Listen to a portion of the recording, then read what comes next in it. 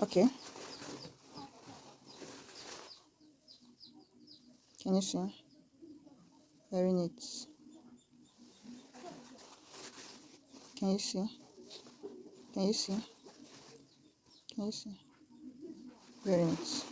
Can we use it to do English reading? And I made use of my normal thread. Can you see? I made use of my normal thread, and it came out this perfect and beautiful. Can you see? Can you see? So this is how I set my machine to give me a neat weaving. On this stitch length, I left it at 1.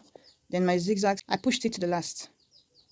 This zigzag stitch, you push it to the last, and your stitch length, leave it at 1. Then this zigzag stitch is C on my machine, so that's why it is at C. So when you use that, you start weaving it. You place it like this. While it waves, let's see the outcome of this.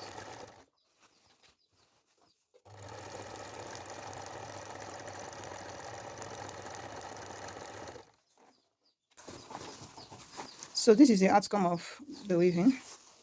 Can you see? Very neat. Can you see?